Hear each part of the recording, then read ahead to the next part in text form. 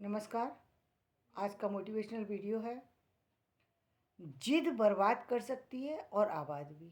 अब दो चीज़ें हैं, एक तो जिद से बर्बादी हो जाती है, जो सबसे ज़्यादा सबसे कॉमन है कि जिद अक्सर बर्बाद ही करती है। ये सबके देखने में आता है। और जिद आप देखते हैं, कभी कभी बच्चों की जिद से हम शुरू करते हैं तो हम देखेंगे एक बच्चा है जो जिद कर रहा है किसी चीज़ के लिए। अक्सर बच्चों को आपने देखा होगा, पहले बच्चों को, ग्रामीण बच्चों को ज़्यादा देखा होगा, शहर के बच्चों को कुछ कम देखा होगा कि बच्चे जिद कर जाते हैं कि हम स्कूल नहीं जाएंगे। और जिससे कि उनकी इस जिद का भयंकर परिणाम ये होता है कि उनका जो एक बहुत सुनहरा जो जीवन है वो अंधकार में तब्दील हो जाता है। यानी अंधकार में तब्दील होने का मतलब ये, जीवन भर वो अ, ऐसे काम करते हुए रह जाते हैं जिन कामों का के लिए वो बने नहीं थे। अब वो कोई भी काम हो सकता है। यानी आप बने नहीं थे किसी ऐसे काम करने के लिए कि मजदूरी करने के लिए, या और ऐसे कामों को करने के लिए जो किसी ऐसे व्यक्ति के लिए बने जो शारीरिक रूप से कहीं असमर्थ है, या किसी न किसी कारण से किसी समस्या के कारण से शिक्षा से वंचित रह गया, या किसी कारणवश उसको शिक्षा नहीं दी गई।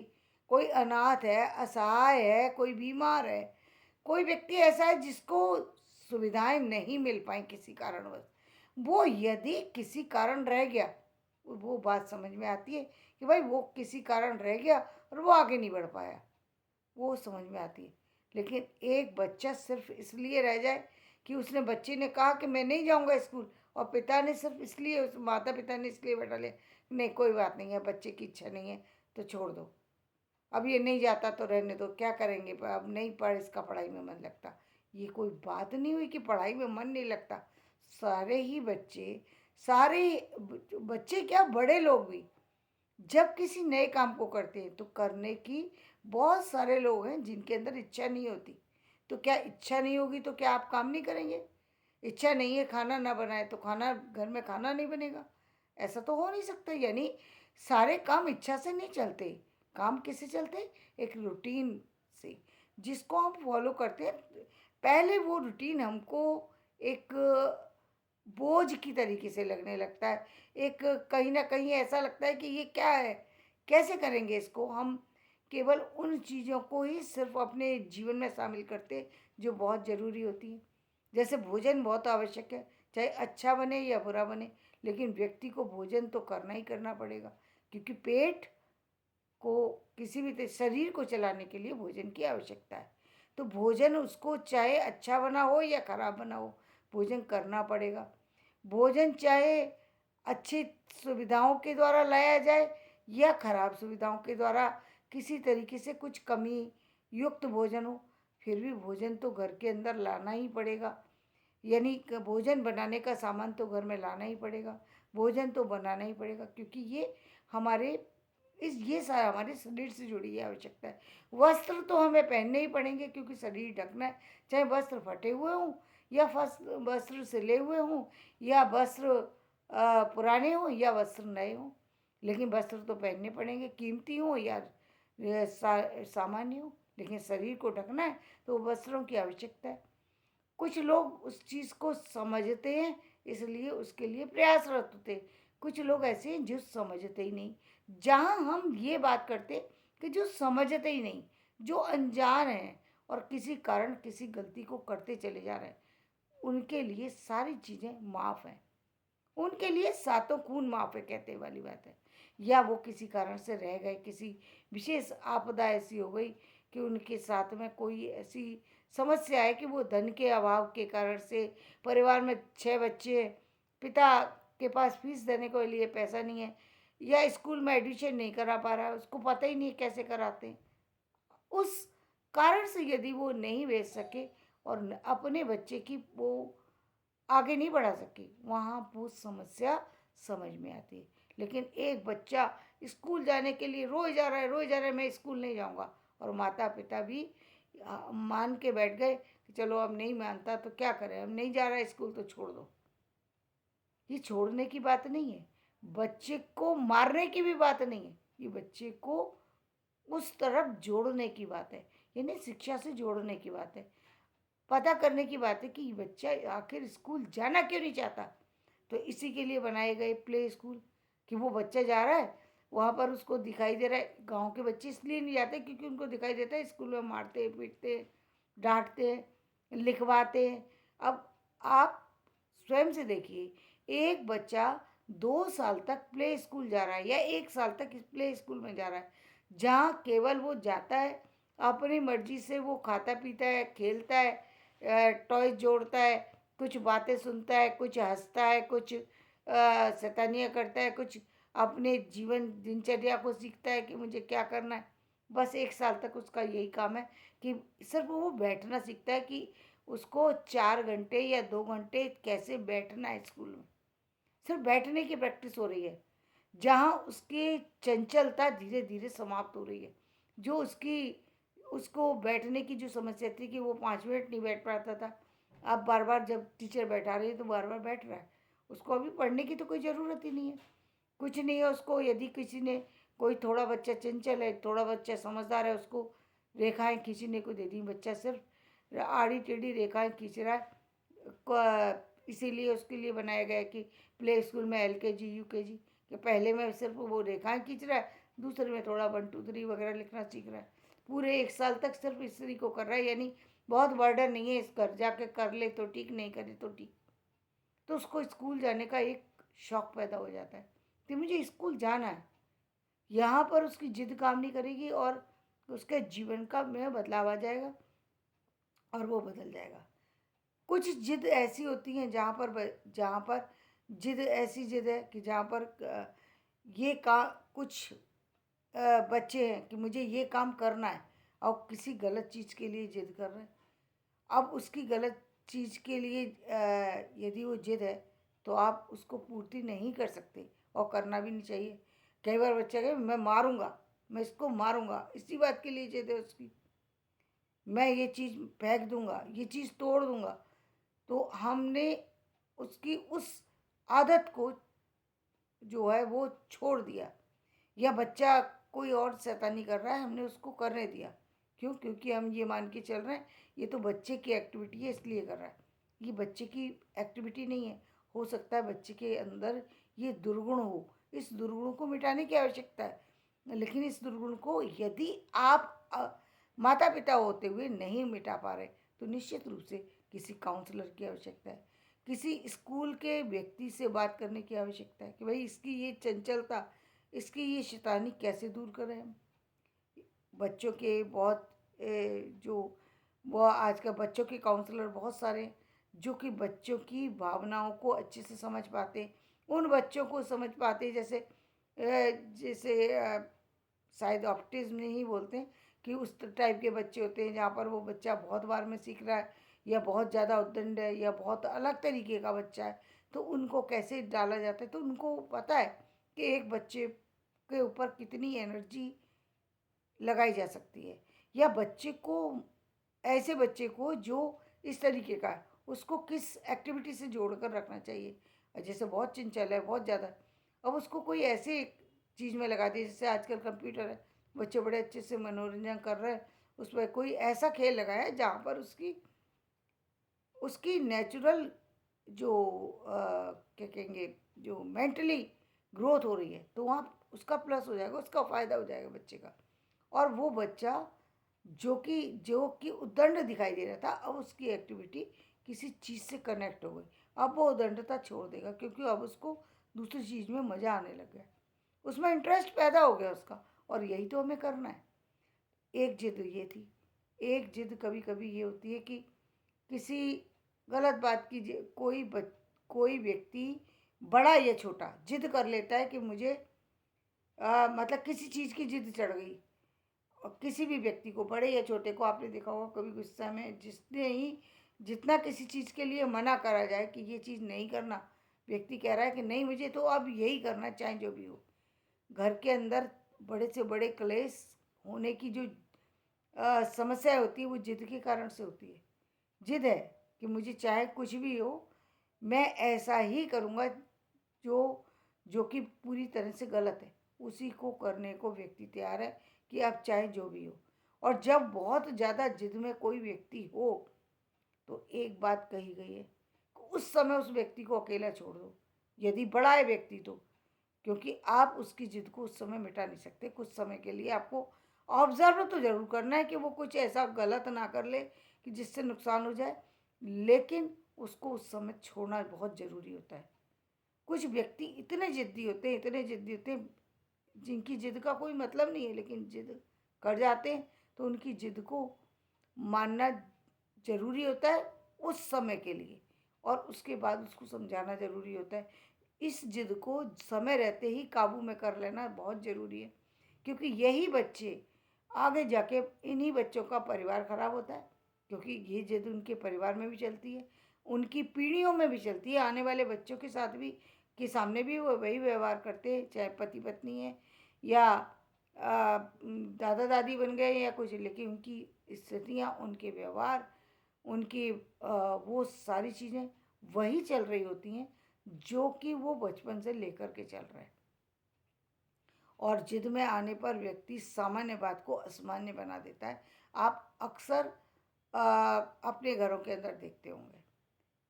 ये जिद वो है जो कि आपके बने बनाए घर को बर्बाद करके रख देती है। ये इन जिद के लिए मैं बहुत सारे यदि व्यक्तियों के उदाहरण दूंगी तो बहुत सारे मिल जाएंगे, लेकिन यहाँ पे उदाहरण देने की ज़रूरत नहीं है। अब एक उदाहरण छोटा सा दे देती हूँ। केकई का क्या था? केकई ने जिद ही तो की थी कि मुझे राम को वनवास चाहिए, भरत को राजगद्दी। ये जिद थी, ये जिद थी। इस तरह की जिद जिंदगी बर्बाद कर देती है। इससे भी कोई और अलग जिद हो सकती है ऐसी, जो जो जिसके कारण से जो है बहुत सारे घर हम आए दिन बर्बाद होते हुए देखते हैं। जिद मतलब जिद है कि अब ये बहू है, ये इसको घर से निकालना ही पड़ेगा। अब वजह है या नहीं है, लेकिन क्योंकि इसने मुझे जवाब दे दिया और मुझे ये पसंद नहीं है, निकालना पड़ेगा। अरे भाई, कोई चीज़ थोड़ी है वो घर की जिसको निकाल के आप रख देंगे। कोई व्यक्ति विशेष है और उससे आपका विचार नहीं मिल रहे, तो ये एक बहू की बात तो आप कर सकते हो, और घर के अन्य सदस्यों को कहाँ भेज देंगे? और को तो नहीं भेज सकते। तो सामान्य स्थितियों को भी असामान्य बन जाती हैं और जीवन बर्बाद हो जाते हैं। ये तो रही बर्बादी की बात। अब हम थोड़ी सी बात करते हैं आबाद की। आबाद कैसे होती है ज़िंदगी? जिद करने से ज़िंदगी आबाद भी हो जाती है। अब कभी कभी जिद किस चीज़ की है? जैसे जिद है कि मुझे पढ़ना है, किसी बच्चे को पढ़ने की जिद है। पढ़ घर के व्यक्ति उसको पढ़ाने के लिए तैयार नहीं है, लेकिन उसको पढ़ने की जिद है। यहाँ पर जो जिद है वो किसी भी तरीके से गलत जिद नहीं है, लेकिन घर वाले समझ नहीं रहे हैं। इसके लिए जो भी एक्शन व्यक्ति को लेना पड़े वो उसको लेना चाहिए, यदि वो समझदार है तो। यदि वो छोटी उम्र का है और जिद कर रहा है, तो फिर उसके पास ऑप्शन यही होता है कि वो अपने पेरेंट्स की को ना छोड़े, क्योंकि पेरेंट्स को छोड़ कर के बाहर निकलना उसके लिए किसी भी तरीके से सही नहीं है। बेशक वो पढ़ने के लिए निकलना चाहता है, मान लीजिए बच्चा 1-10 साल का, और वो पढ़ने के लिए ही निकलना चाहता है, पढ़ना ही चाहता है, घर से बाहर निकलना चाहता है। मैंने एक बच्चे को, बिहार के एक बच्चे को देखा था, जिसने कहा था कि मेरी माँ जो है, कोरोना काल में बताया था कि मेरे पिता ख़त्म हो गए हैं और मेरी माँ कहती है कि अब तुम पढ़ाई छोड़ करके जो है वो मजदूरी करो या कुछ करो। तो वो वहाँ थाने में इस चीज़ की रिपोर्ट लिखाने चला गया। वहाँ तक तो बात समझ में ठीक आ गई, लेकिन इन केस वो बच्चा बाहर निकल जाता माता पिता के उससे, और किसी गलत व्यक्ति के संपर्क में आ जाता, तो उसकी ज़िंदगी बर्बाद भी हो सकती थी। ऐसी स्थिति में क्या करना चाहिए? अब वो 10 साल का बच्चा है, उसकी जितनी समझ है उसने उतना ही काम किया।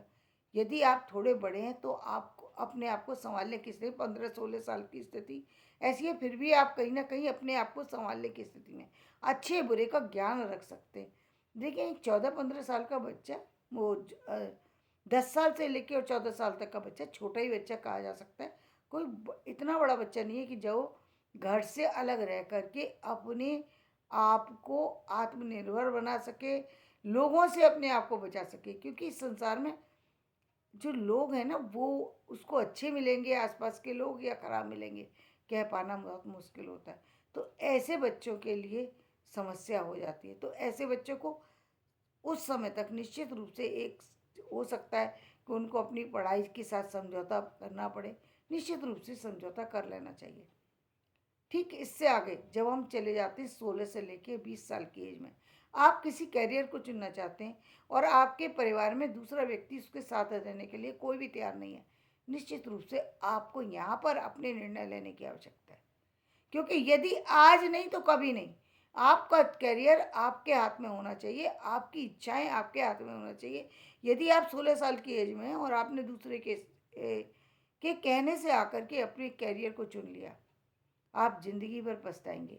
दूसरे के कहने से आकर के आपने उन कामों को करना शुरू कर दिया, अपनी स्टडी को ख़त्म कर दिया, आप जीवन भर पछताएंगे। क्योंकि आप पढ़ना चाहते हैं, बहुत मेधावी भी हैं, सब कुछ है, लेकिन आप क्योंकि एक ये है कि परिवार के साथ देना चाहते हैं, तो उसके लिए ऑप्शन है कि आप ऑनलाइन शिक्षा ग्रहण कर सकते हैं 10th से लेके और आगे की सभी शिक्षा को कंटिन्यू कर सकते हैं।